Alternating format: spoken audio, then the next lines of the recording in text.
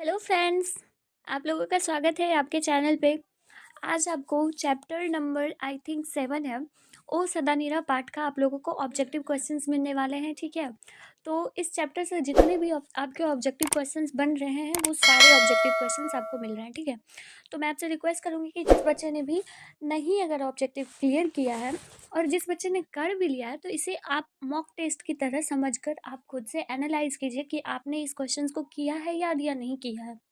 ठीक है, एक तरह से मॉक टेस्ट आप लोग दीजिए, जो आप लोग अदर एप्लीकेशंस पे जाके मॉक टेस्ट लगाते हैं, क्यों ना आप यूट्यूब पर ही आप पहले वीडियो को क्वेश्चन देख लीजिए, वीडियो को पॉज कीजिए, उसके बाद फिर देखिए कि हाँ आपका आपने कौन सा आंसर सेलेक्ट किया। देन फिर आप वीडियो को प्ले करके देखिए कि मैम ने या फिर सर ने या फिर दीदी ने किन्होंने आंसर को सही क्या बताया। ठीक है, तो इस तरह से आप मॉक टेस्ट का एनालाइज कर सकते हैं।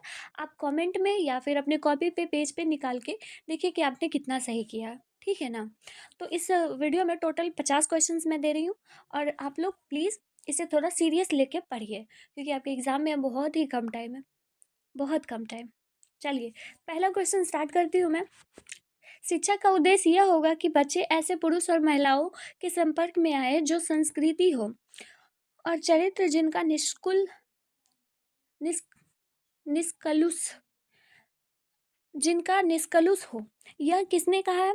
तो ये भाषा जो है, ये जो कही गई है कथन, ये महात्मा गांधी जी के द्वारा कही गई है। वो उन्होंने कहा है कि शिक्षा किसी भी बच्चे को अगर मिल रही है तो वो जो बच्चे हैं, अगर किसी शिक्षित व्यक्ति के हाथों में जाए या फिर संस्कृति व्यक्ति के हाथों में जाए, उनसे कांटेक्ट जो हो, मतलब आप जिनसे भी कांटेक्ट रखें वो व्यक्ति अच्छे गुण विचार के होने चाहिए और सांस्कृतिक होने चाहिए, शिक्षित होने चाहिए। कहते हैं कि जैसा संगत होता है वैसा आप भी बन जाते हो। अच्छे के साथ रहोगे तो अच्छा बनेंगे, पढ़े लिखे के साथ रहोगे तो पढ़े लिखे आप भी बनोगे। ठीक है ना, तो इस बात को जो है महात्मा गांधी ने कहा है। ठीक है, ऑप्शन नंबर बी करेक्ट होगा। चंपारण में गांधी जी के चमत्कार की कथा किसने लिखी है? तो राजेंद्र प्रसाद ने लिखी है। ऑप्शन नंबर सी करेक्ट होगा। कौन सी ये कहानी जगदीश चंद्र माथुर ने नहीं लिखी है? आषाढ़ का एक दिन, लोहा सिंह। ठीक है, ये उनका नहीं रचित। ऑप्शन नंबर बी करेक्ट होगा। ठीक है, देखिए 4 नंबर के क्वेश्चन क्या है? बहुजन संप्रेषण के माध्यम पुस्तक किसने लिखी है? तो ये जगदीश चंद्र माथुर जी के द्वारा लिखी है। ऑप्शन नंबर सी करेक्ट होगा। परंपराशील नाट्य पुस्तक किसने लिखी है? तो ये भी जगदीश चंद्र माथुर ने लिखी है। Option number C D correct होगा। ठीक है, जो भी इंपॉर्टेंट उनकी कविताएं हैं, पुस्तक है लिखी हुई, वो मैं बता रही हूँ। ठीक है, आपको और भी जो जो भी इनके लेखक परिचय में बताया गया तो ज़्यादा मत याद कीजिएगा। ठीक है, जो रिपीटेड है उसे याद कीजिए। वसुंधरा भोगी मानव और धर्मार्थ मानव एक ही सिक्के के दो पहलू हैं, किस पाठ में है ये? तो ये है ओ सदानीरा के पाठ, अभी जो हम पढ़ रहे हैं। ऑप्शन नंबर ए करेक्ट होगा। आगे देखते हैं, ओ सदानीरा के निबंधकार कौन है? तो ये जगदीश चंद्र माथुर। ऑप्शन नंबर कौन सा करेक्ट होगा बताइए? ऑप्शन नंबर ए करेक्ट होगा आपका। ठीक है, ए। आगे 8 नंबर क्वेश्चन, जगदीश चंद्र माथुर का जन्म कब हुआ? इनका जन्म 16 जुलाई 1917। ऑप्शन नंबर बी करेक्ट होगा। आगे देखते हैं, उनका निधन पूछा है। निधन आप लोग कमेंट कीजिए, जल्दी से बताइए जल्दी से। उनका निधन कब हुआ? 14 मई 1978। 14 मई 1978। ऑप्शन नंबर सी करेक्ट होगा। उनका जन्म कब हुआ? Bulandshahr Uttar Pradesh. Bulandshahr Uttar Pradesh. Option number D correct होगा। धांगर शब्द का अर्थ उराव भाषा में क्या होता है? उराव भाषा या फिर धांगर शब्द का अर्थ होता क्या है? तो भाड़े का मजदूर। ठीक है, ऑप्शन नंबर बी करेक्ट होगा। और मैं आपको बता दूं कि ये क्वेश्चन ऑब्जेक्टिव में ही आता है। ऑब्जेक्टिव में तो आता है जो आता ही, ये शॉर्ट क्वेश्चन में भी आपका आता है 2 मार्क्स में। ठीक है, ये धांगर शब्द क्या है, इसका अर्थ क्या है? ठीक है, तो ये कहाँ से आए हैं? तो ऑप्शन नंबर बी इसका करेक्ट हो जाएगा। ठीक है, मैं इस इन सब का इम्पॉर्टेंट शॉर्ट क्वेश्चन भी लाऊंगी। ठीक है, अगला क्वेश्चन है, जगदीश चंद्र माथुर को कौन सा पुरस्कार नहीं मिला है? तो उन्हें जो भारतीय ज्ञानपीठ पुरस्कार जो है वो नहीं मिला है। ठीक है, ऑप्शन नंबर ए करेक्ट होगा। आगे देखते हैं किस पार्ट में आया है। कैसी है चंपारण की यह भूमि, मनोविस्तृत के हाथों अपनी बड़ी निधियों को सपने के लिए प्रस्तुत रहती है। तो ये जो आया है ना, चंपारण की भूमि, कहीं पे भी लिखा हुआ जो भी पाठकृति पूछ रहा है तो उसमें देखिएगा, अगर चंपारण की भूमि है तो ओ सदानीरा पाठ से ही आया है। ठीक है, ऑप्शन नंबर डी करेक्ट होगा। कुछ कुछ ट्रिक बना के भी याद कीजिए, याद हो जाएगा। 14 नंबर क्वेश्चन, वैशाली महोत्सव का प्रतिवर्ष आयोजन किसने प्रारंभ करवाया? तो जगदीश चंद्र माथुर ने वैशाली महोत्सव को हर वर्ष मनाने की इजाज़त दी है। ऑप्शन नंबर ए करेक्ट होगा। वर्तमान शिक्षा पद्धति को तो मैं खौफनाक और है मानता हूँ। छोटे बच्चे के चरित्र और बुद्धि का विकास करने के बजाय यह पद्धति उन्हें बौना बनाती है। किसके विचार हैं? ये जो लिखा हुआ है ये महात्मा गांधी के विचार हैं, ठीक है। वर्तमान शिक्षा मतलब जो अभी की शिक्षा चल रही है ना, उसे वो बहुत ही खौफनाक मानते हैं। तो ये जो है महात्मा गांधी का ये कथन है। ऑप्शन नंबर सी करेक्ट होगा, ठीक है। मन कैसा ताल है? तो मन जो है वो गहरे और विशाल का ताल है, ठीक है। ऑप्शन नंबर डी करेक्ट होगा। ये सारा क्वेश्चन ना इम्पॉर्टेंट है, आप लोग जरूर याद कीजिएगा। 17 नंबर क्वेश्चन है, चौड़ कैसे ताल है? चौड़ जो है वो उथले ताल है, ठीक है। चौड़ जो है वो उथले ताल है। ऑप्शन नंबर ए करेक्ट होगा। आगे देखते हैं, राजा हरि सिंह के देव को किसका मुकाबला करना पड़ा था? जो राजा हरि सिंह देव थे, उनको गयासुद्दीन तुगलक का सामना करना पड़ा था, यानी कि उनसे मुकाबला करना पड़ा था। ऑप्शन नंबर ए करेक्ट होगा, ठीक है। आगे देखते हैं, 10 तस्वीरें के रचनाकार कौन है? 10 तस्वीरें के रचनाकार जगदीश चंद्र माथुर हैं, ठीक है। ऑप्शन नंबर बी करेक्ट होगा। आगे देखते हैं, गौतम बुद्ध का आविर्भाव कब हुआ था? गौतम बुद्ध का आविर्भाव जो है वो 2500 वर्ष पहले हुआ था, ठीक है। 2500 वर्ष पहले। ऑप्शन नंबर बी करेक्ट होगा।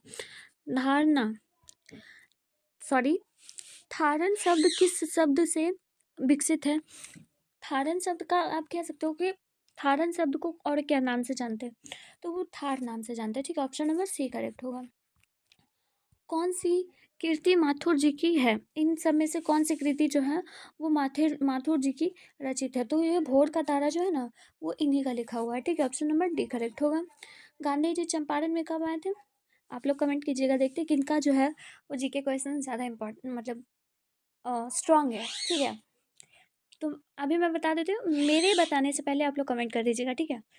तो 23rd नंबर का हो जाएगा, गांधी जी जो थे वो अप्रैल 1917 को चंपारण की भूमि पर आए थे, ठीक है। ऑप्शन नंबर डी करेक्ट होगा। वैशाली महोत्सव का बीजारोपण किया, कौन किए थे? बीजारोपण मतलब कि कह सकते हो आप किन्होंने वैशाली महोत्सव को मनाने की कह सकते हो इजाज़त दी थी? तो जगदीश चंद्र माथुर ने दिया था, ठीक है। ऑप्शन नंबर बी करेक्ट होगा। ओ मेरे सपने क्या है? ओ मेरे सपने क्या है? तो एक तरह का ये नाटक है, ठीक है। ऑप्शन नंबर डी करेक्ट होगा, ठीक। बिहार में शरणार्थी कहाँ से आए थे? बिहार में शरणार्थी लोग आए थे, तो वो पूर्वी बंगाल से आए थे, ठीक है। शरणार्थी लोग। ऑप्शन नंबर सी करेक्ट होगा, ठीक है। नववधु जब पहली बार अपने पति को कलेव देने जाती है, तब उसके सिर पर क्या होता है? वो खाना पीना लेके जाते हैं, तो उसको पीढ़ा कहते हैं, ठीक है। पीढ़ा, ठीक है। ऑप्शन नंबर सी करेक्ट होगा, ठीक। चंपारण में गांधी जी ने कब अपना अभियान चलाया था? चंपारण में गांधी जी ने अपना अभियान कब चलाया था? तो वो लगभग 1917 में उन्होंने चलाया था, ठीक है। ऑप्शन नंबर बी करेक्ट होगा, ठीक। चंपारण अभियान का सबसे बड़ा वरदान क्या था? चंपारण अभियान का सबसे बड़ा वरदान था निर्भीकता, ठीक है। निर्भीकता जो था वो सबसे बड़ा वरदान था वहाँ का चंपारण अभियान में, ठीक है। 30 नंबर क्वेश्चन पे आ गया है, बिहार का कौन सा विशाल स्तूप स्तूप प्राचीन स्थापना की अभूतपूर्व कृति है? अभूतपूर्व कृति है, तो वो नंदनगढ़ है, ठीक है। बिहार में ये विशाल स्तूप प्राचीन स्थापन है, ठीक है। तो वो जो है वो Nandangarh, option number A correct होगा। बिहार में ये स्थित है। ओ सदा नीरा शीर्षक पाठ के लेखक कौन है? Jagdish Chandra Mathur. Option number C correct होगा। आगे देखते हैं, ओ सदा नीरा शीर्षक का संबंध किस विधा से है? मतलब कि ये जो पाठ है वो क्या है? ये एक तरह का निबंध है, ठीक है। ऑप्शन नंबर बी करेक्ट होगा। ओ सदा नीरा जगदीश चंद्र माथुर के किस निबंध संग्रह से संकलित है? तो ये बोलते छंद से संकलित, मतलब कि ये बोलते छंद से ये पाठ को लिया गया है, ओ सदा नीरा को, ठीक है। तो ऑप्शन नंबर सी करेक्ट होगा। ओके, अगला देखते हैं हम लोग। ओ सदा नीरा से संबंधित नदी कौन सी है? तो ओ सदा नीरा से संबंधित गंडक नदी है, गंडक नदी, ऑप्शन नंबर डी करेक्ट होगा। गंडक नदी, चंपारण, ये सब उन्हीं का है ओ सदा नीरा। ओ सदा नीरा शीर्षक पाठ में किस महापुरुष की चर्चा की गई है? किस महापुरुष की चर्चा की गई है? तो महात्मा गांधी की। चंपारण नदी उन्हीं से रिलेटेड है। ओ सदा नीरा में बिहार के किस भूभाग की संस्कृति का वर्णन है? मतलब कि बिहार में चंपारण जो है वो, उसके बारे में भी चर्चा की गई है। वो कहाँ पे स्थित है? तो आप कह सकते हो कहाँ है, तो वो चंपारण की बात की गई है, चंपारण के बारे में ही ना कहा गया। तो ऑप्शन नंबर सी करेक्ट होगा। ओके, इनमें से कौन सी रचना जगदीश चंद्र माथुर की है? तो अभी हम लोग जानते हैं ओ सदा नीरा जो है वो जगदीश चंद्र माथुर ने लिखा है, ऑप्शन नंबर बी करेक्ट होगा। अगला, ओ सदा नीरा किसको निमित्त बनाकर लिखा गया? तो किसके बारे में लिखा गया? तो गंडक नदी के बारे में लिखा गया, ऑप्शन नंबर बी करेक्ट होगा, जो कि चंपारण में स्थित है।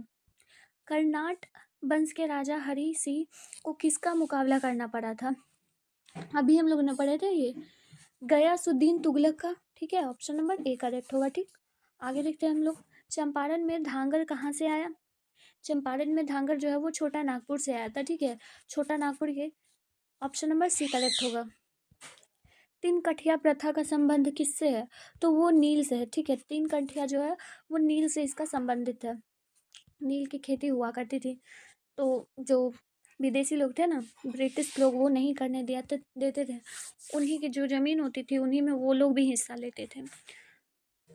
42 नंबर क्वेश्चन है, मठ के महंत ने गांधी जी को कहाँ शरण दी थी? मठ के महंत जो थे वो एक मुहे के पेड़ के नीचे गांधी जी को शरण दिया था, यानी कि उन्हें रखा था, ऑप्शन नंबर डी करेक्ट होगा। कौन सी कृति माथुर जी की नहीं है? इनमें से कौन सी कृति माथुर जी की नहीं है?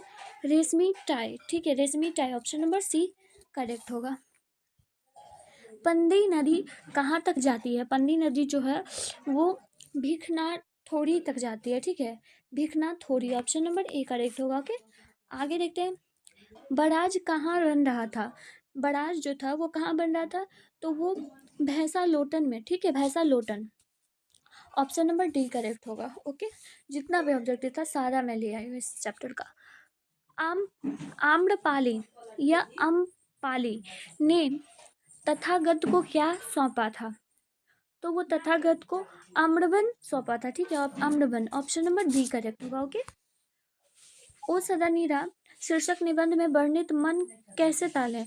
जो ये क्वेश्चन पीछे भी रिपीट हुआ है ना, तो वो जो मन कैसा ताल है यही है, तो वो गहरे और विशाल ताल है, ठीक है, ऑप्शन नंबर डी करेक्ट होगा। ओके, 49 नंबर क्वेश्चन, ओ सदा नीरा शीर्षक पाठ के अनुसार सन 1962 की बाढ़ का दृश्य जिन्होंने देखा है उन्हें रामचरितमानस में किसके क्रोध रूपी नदी की बाढ़ याद आई होगी? किसका क्रोध रूपी वर्ड जो बाढ़ है वो याद आई होगी? तो कैकेयी के, ठीक है, कैकेयी का जो एक बाढ़ है उसका रूपी जो है क्षण में दिमाग में उस वक्त आया था, ठीक है, ऑप्शन नंबर सी करेक्ट होगा। अगला देखिए, 50 नंबर क्वेश्चन है, ओ सदा नीरा पाठ के अनुसार गांधी जी ने आश्रम विद्यालय कहाँ स्थापित किया था? तो गांधी जी ने आश्रम विद्यालय जो है वो बरहड़वा, मधुबन और बीतीहड़वा में किया था, ठीक है, ये याद रखेगा और ये इंपॉर्टेंट क्वेश्चन है। 50 is the last important question, ठीक है, ऑप्शन नंबर डी करेक्ट होगा। ओके, और ये आपका 50 नंबर क्वेश्चन तक कंप्लीट हुआ। आई होप कि आप लोगों को समझ आया होगा और आप लोगों ने कितना 50 में से 50 किया या नहीं वो बताइएगा, ठीक है। तो चलिए मैं मिलती हूँ फिर नेक्स्ट वीडियो में, तब तक के लिए आप लोग पढ़ाई करते रहिए और अपना ख्याल रखिए, ठीक है, till then tata bye bye.